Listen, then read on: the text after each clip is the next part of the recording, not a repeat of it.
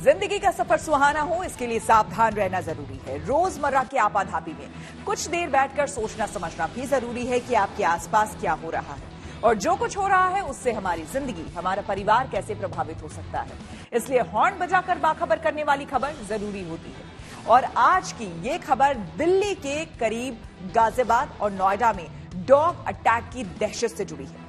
यह दहशत इसलिए है क्योंकि कुछ दिन पहले इसकी वजह से एक बच्चे की जान चली गई, लेकिन इसके अलावा भी बड़ी तादाद में लोग आए दिन जख्मी हो रहे हैं। इसी वजह से आवारा कुत्तों को लेकर बहस तेज हो गई है। नोएडा और गाजियाबाद में करीब 1.25 लाख कुत्ते सड़कों पर हैं। इसलिए इस मामले में प्रशासन की तरफ से हो रही लापरवाही के खिलाफ हॉर्न बजाना जरूरी है।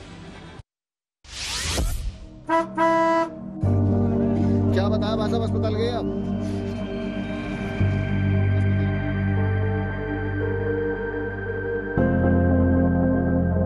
पिता की बाहों में तड़पते बेटे की ये तस्वीर भुलाई नहीं जा सकती। 14 साल के शाहवेज को करीब 1.5 महीने पहले कुत्ते ने काटा था, लेकिन बच्चे ने ये बात घर वालों को बताई नहीं और धीरे धीरे रेबीज इन्फेक्शन पूरे शरीर में फैल गया। जब तकलीफ शुरू हुई तो इलाज के लिए उसे अस्पताल ले जाया गया, मगर रोग लाइलाज हो चुका था और शाहवेज ने पिता की गोद में ही दम तोड़ दिया। बच्चे की मौत ने लोगों को दुख से भर दिया है, लेकिन इसके बाद कुत्तों के काटने और बच्चों की सुरक्षा को लेकर बहस पहले से ज्यादा तेज हो गई है। असल में आंकड़े बताते हैं कि गाजियाबाद और नोएडा जैसे इलाकों में डॉग अटैक के मामले बेतहाशा बढ़ गए हैं। इस पहलू को समझने और सतर्क रहने के लिए जरूरी है कि हॉर्न बजाया जाए।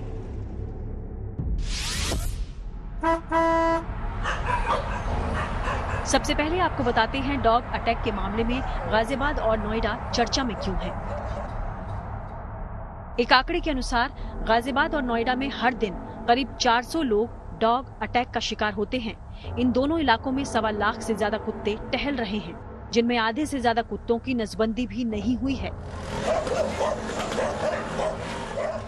इस तरह हालात ऐसे हैं कि राह चलते किसी को भी आवारा कुत्ता काट सकता है।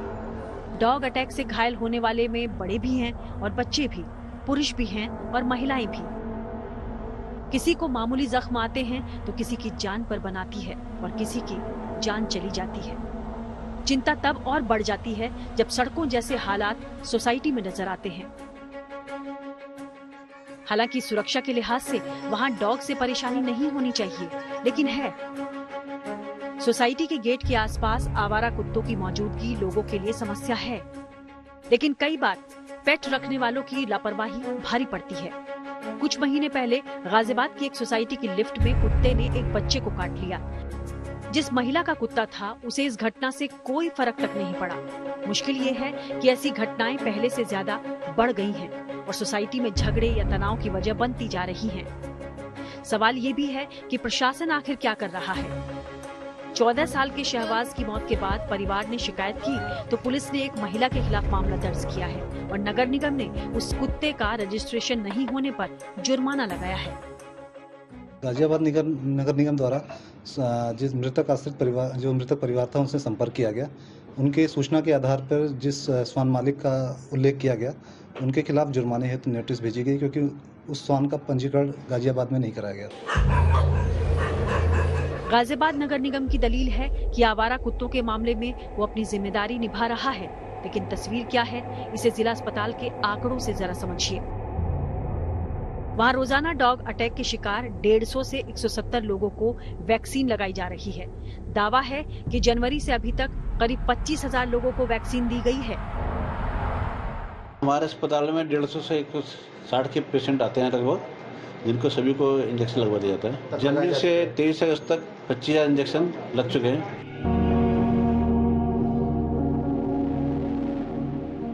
गाजियाबाद में नगर निगम की ओर से एनिमल बर्थ कंट्रोल सेंटर चलाए जा रहे हैं।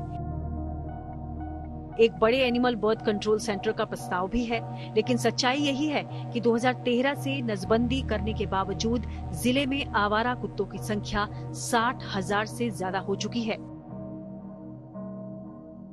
कमोबेश इतने ही आवारा कुत्ते नोएडा में भी हैं। वैसे तो नोएडा अथॉरिटी ने कुत्ते पकड़ने के लिए 2 एजेंसियां हायर की हैं। इन एजेंसियों का दावा है कि हर महीने 1200 कुत्ते पकड़े जा रहे हैं। फिर भी जिले के सरकारी अस्पताल में हर साल करीब 40,000 एंटी रेबीज इंजेक्शन लगाए जा रहे हैं। डॉग अटैक के मामले देखते हुए नोएडा में इस साल अप्रैल से एक नई डॉग पॉलिसी लागू की गई, जिसके तहत डॉग पालने वालों के लिए गाइडलाइन भी जारी की गई है और भारी जुर्माने के प्रावधान भी हैं। लेकिन डॉग अटैक के मामले देखते हुए लगता नहीं कि गाइडलाइन का गंभीरता से पालन हो रहा है। इसलिए जरूरी है कि इसे लेकर हॉर्न बजाया जाए। Bureau report, good news today. Ghaziabad में बच्चे की मौत के बाद डॉग पर तीखी बहस हो रही है। बड़ी संख्या में लोग कुत्तों को खुले में खाना खिलाने का विरोध कर रहे हैं। दूसरी तरफ डॉग लवर्स की दलील है कि कुत्ते भी इसी समाज का हिस्सा है, उनकी देखभाल होनी चाहिए। हाँ, लेकिन प्रशासन को उनके वैक्सीनेशन की जिम्मेदारी गंभीरता से निभानी चाहिए। दूसरी जरूरी बात यह कि लोग भी अपनी जिम्मेदारी निभाएं। एक तय फीडिंग पॉइंट पर डॉग को खाना दिया जाए ताकि वो इंसानों के लिए खतरा ना बने। इसके साथ ही माता पिता या फिर घर के बड़ों को बच्चों के मामले में ज्यादा सावधान रहना होगा। बच्चों को ये बात समझानी होगी कि कुत्ता अगर काट ले तो ये मामूली बात नहीं है, वो इसे छिपाए नहीं।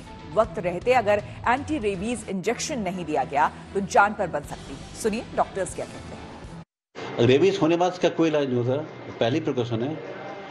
समाज पत्र से मालूम है कि वो जीटीपी और एम्स चला गया था। अच्छा सर, जो ये केस हुआ है, ऐसे में किसी और के साथ भी घटना पेश ना हो तो ऐसे में क्या कुछ प्रिकॉशन है जो डॉग बाइटिंग की घटना के तुरंत बाद लोगों को लेने चाहिए? तुरंत बाद उसके घाव को तुरंत धो दे साबुन से अच्छे से, और इंजेक्शन टेटनस ऑक्साइड लगवा ले तो कुछ हद तक बच सकता है, और अर्लीस्ट उसको रेबीज वैक्सीन लगवा देंगे। अच्छा सर, क्या कुत्ते में भी कुछ लक्षण दिखाई देते हैं डॉग बाइटिंग की घटना के बाद, अगर वो रेबीज का इन्फेक्शन बताया जाता है कुत्ते की मौत भी हो जाती है? हाँ, कुत्ते में दिखाई पड़ता है उसे बेचैनी है, कुत्ते का पागलपन होना, मुंह से लार लगातार चलना। तो ऐसे में वो कुत्ता अन्य लोगों के लिए भी खतरा हो सकता है? बिल्कुल समाज के खतरा हो सकता है।